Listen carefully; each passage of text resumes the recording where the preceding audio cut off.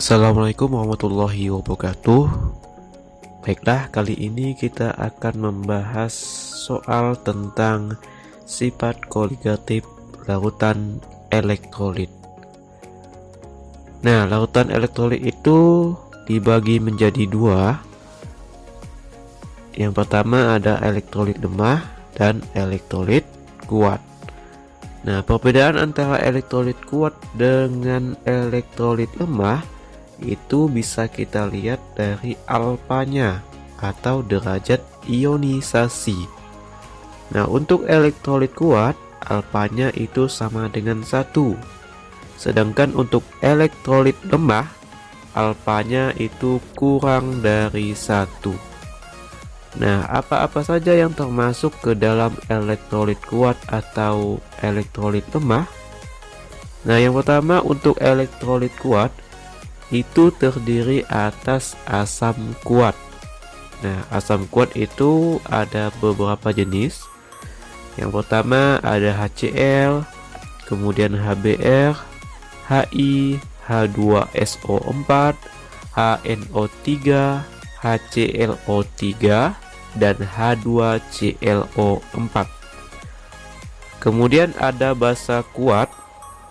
Nah, basa kuat terdiri atas LiOH, NaOH, KOH, RbOH, CSOH, FrOH, BeOH 2 kali, MgOH 2 kali, CaOH 2 kali, SrOH 2 kali, BaOH 2 kali, RaOH 2 kali, dan AlOH 3 kali. Nah, kemudian yang ketiga adalah garam. Nah, contoh garam misalkan ada NaCl, kemudian KNO3. Nah, garam merupakan campuran dari asam dicampur dengan basa. Sedangkan untuk elektrolit lemah, contohnya adalah ada asam lemah. Nah, asam lemah berarti asam yang termasuk ke dalam selain dari asam kuat. Nah, itu termasuk ke dalam asam lemah. Sedangkan untuk basa lemah, nah basa lemah itu juga sama seperti asam lemah.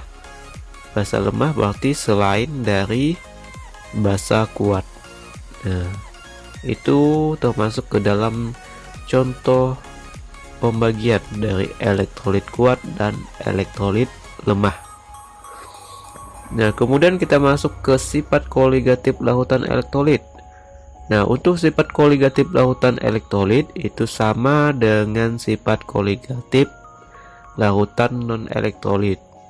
Nah, sama, ada 4 macam dari sifat koligatifnya. Yang pertama ada penurunan tekanan uap. Nah, rumusnya adalah delta P sama dengan NT dikali I dibagi NP ditambah NT dikali I dikali P derajat. Nah, kemudian ada penurunan titik beku atau delta TF. Nah, rumusnya adalah delta TF sama dengan M dikali KF dikali I. Kemudian yang ketiga, kenaikan titik didih atau delta TB. Nah, delta TB sama dengan M dikali KB dikali I. Nah, kemudian yang keempat, yang terakhir adalah tekanan osmotik yang dilambangkan dengan P. Nah, rumusnya adalah M molaritas dikali R dikali T dikali I. Nah, jadi ada 4 sifat koligatif larutan. Nah, bedanya antar dari larutan elektrolit dan non elektrolit itu ada penambahan I di sini.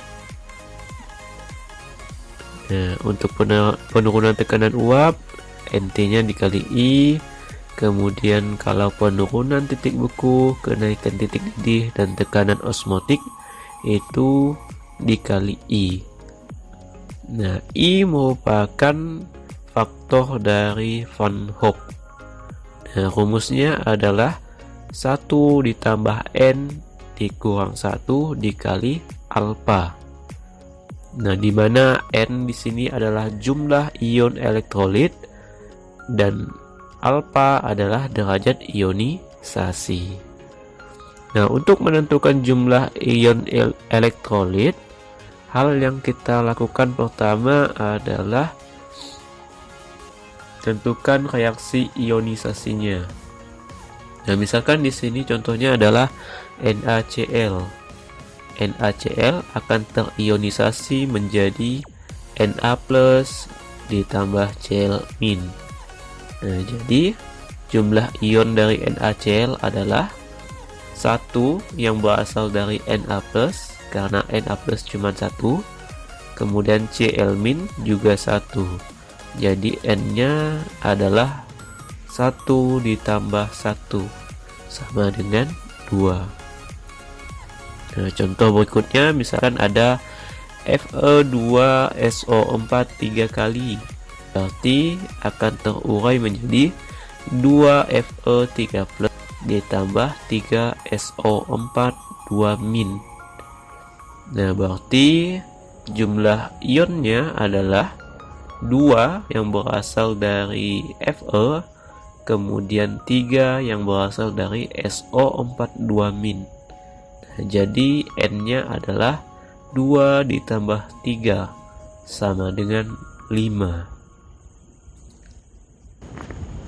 Kita lanjutkan ke pembahasan soal dari penentuan sifat koligatif larutan elektrolit.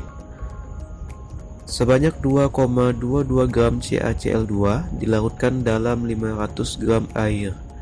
Derajat ionisasi pada konsentrasi ini adalah 1 dan suhu sama dengan 27 Celcius. Jika Kf air 1,86, Kb air 0,52, ArCa 40, Cl 35,5, tentukan titik didih lautan, titik beku lautan, dan tekanan osmotik. Nah, yang pertama diketahui adalah massa dari CaCl2 yaitu 2,22 gram.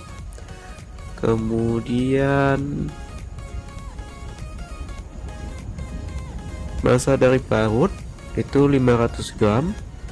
Kemudian alfa atau derajat ionisasi sama dengan 1. Suhu 27 derajat Celcius. Kita ubah ke dalam derajat Kelvin, berarti jadi 300 Kelvin. Kf air 1,86, Kb air 0,52, mrCaCl2 itu 111 didapat dari penambahan ArCa dan ArCl. Kemudian reaksi ionisasi dari CaCl2 itu akan terurai menjadi Ca2+ ditambah 2Cl-. Ca di sini koefisiennya 1, kemudian Cl- koefisiennya 2, berarti N-nya adalah 3. Kemudian kita masukkan ke dalam rumus I, 1 ditambah 3 dikurang 1 dikali 1 sama dengan 3. Kemudian kita cari molalitasnya menggunakan rumus gram per mr dikali 1000 per P. Nah, didapatlah 0,04 m atau molal. Nah, nanti nilai m besar atau molaritas itu sama dengan 0,04 juga. Nah, yang ditanya yang pertama adalah delta TB ataupun kenaikan titik D, kemudian penurunan titik beku, dan tekanan osmotik. Nah, yang pertama delta TB nya kita cari dulu menggunakan rumus M dikali KB dikali I. Didapatlah 0,04 dikali 0,52 dikali 3 dapat 0,062.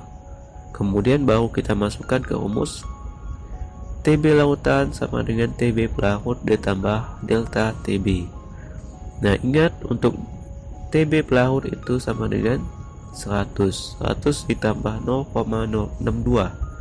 didapatlah 100,062. Kemudian delta TF yang B, M dikali KF dikali I, didapatlah 0,22. Kemudian masukkan ke rumus TF larutan sama dengan TF larut dikurang delta TF.